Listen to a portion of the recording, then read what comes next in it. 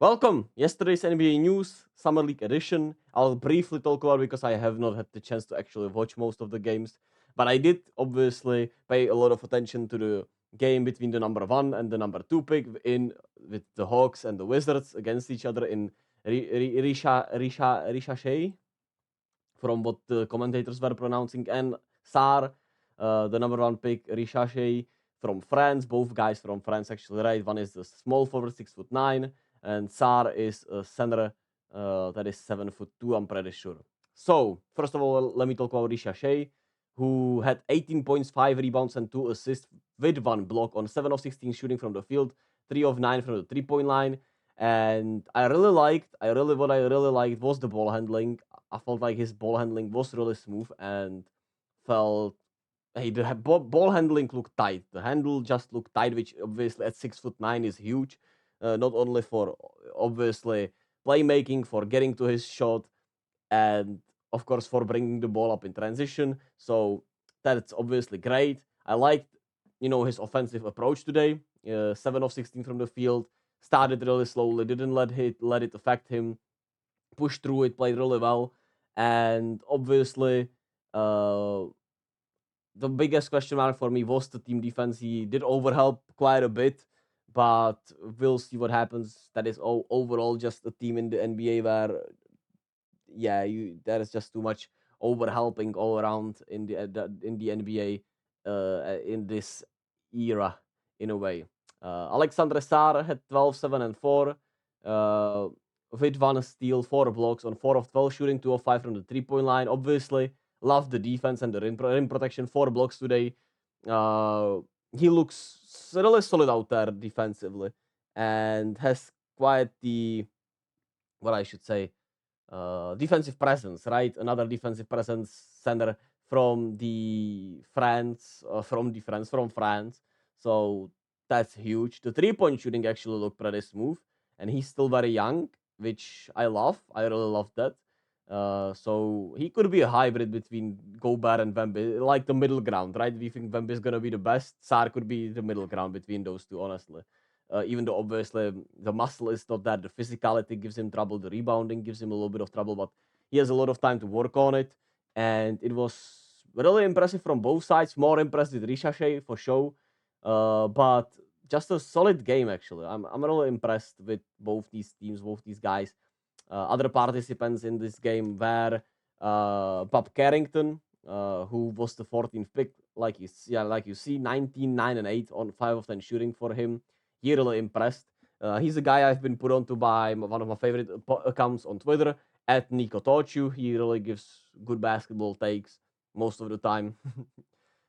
I really enjoy his basketball input at the end of the day. That's all that matters. And he put me on him, and he had a great game today. Looked real smooth out there all around. One of the younger players still. So crazy. Good things for Washington, maybe actually. I like the rebuild in Washington, man. I like the vision overall. We'll see obviously how it pans out, but since it's Washington, but I like the vision nonetheless. Johnny Davis still trying out there. He was the 10th pick in 2022. One of the weirder lottery pick careers in a while, or especially since I've been watching. But I mean, there are a lot of guys like him. At the end of the day, I don't know, he just stuck with me. I don't know why. I guess it's because how bad he was actually. Uh, so the Wizards won 94-88. The other games you can see on here uh, were the Cavs against the Magic. Really impressed with Jed Howard, Anthony Black, Tristan da Silva, all high lottery picks. Obviously, da Silva this year, Howard and Black last season. They really impressed. Jalen Tyson, the Cavs pick this year, who I really just want to call him Jason Tatum. I'm sure other people have had that connection there. And Emoni Bates, obviously, for the Cavs, 20 points on 7 of 17 shooting. He was their second round pick last season. And he was one of the 5-star players coming out of high school. Then there were a lot of drama and controversy. He is still a certified bucket, but probably it's not going to be, I don't know if it's going to happen in the league for him. So those stars, this will be really quick because I just watched some highlights. So if you want to hear more about these games, go to Locked In on those teams. I'm sure there are some other summer league options. At the end of the day, I'm just here to talk ball and uh, kind of be a hopefully entertaining reporter on ball in a way. One day I'll be Woj. Check Woj. Anyway, the Clippers against the Nuggets. There was the obviously bad shit, sad shit, everything bad with Darren Holmes, who tore his Achilles. He had a really solid game today. He was the 22nd pick, I'm pretty sure, in this draft for the Nuggets, and he'll be out for the whole season. So shit fucking sucks. Nothing else to say there. Unfortunately, hopefully he recovers as well as possible. I talked about it already. Uh, just fucking sad because he looked promising for this Nuggets team, right? And this Nuggets team always, needs more from the bench, and now they're gonna be without their top pick, and it sucks for him because I think he was drafted into a perfect situation. Shit sucks. Nothing else to add there. Hunter Tyson and Julian Strouder played for them. Tyson was like second round pick last season. Strouder obviously 29th pick last season also. He's a bucket getter, but defensively the questions there, and if he can be a good enough all around player. For the Clippers, it was Jordan Miller for the 8th pick of 2023 draft. He had 36 and 5. There was also Musa Diabiti, and I love the name Banan, so I had to put him in there. Nets against the Pacers, Keon Johnson, 16, 5, and 6 for the Nets, +2 and +3, which is 2 steals, 3 blocks on 7 of 12 shooting. Really intrigued if he gets a chance with the Nets. I always, was intrigued a bit with his potential when he played against the Warriors, but it could never pan out for him. He started with the Clippers, then he was traded to the Blazers, I'm pretty sure, then to the Nets. A lot of places for him. So we'll see if he can stick with the Nets. Then obviously there is Wilson, Clowney, Gildert, and Martin. Nothing else to add there. Jarris Walker for the Pacers. He's playing small forward. He was the 8th pick last season for the Pacers. 25, 6, and 4 with 2 steals and 1 block today. He's trying to adjust to the small forward position, obviously, with the signing of Pascal Siakam.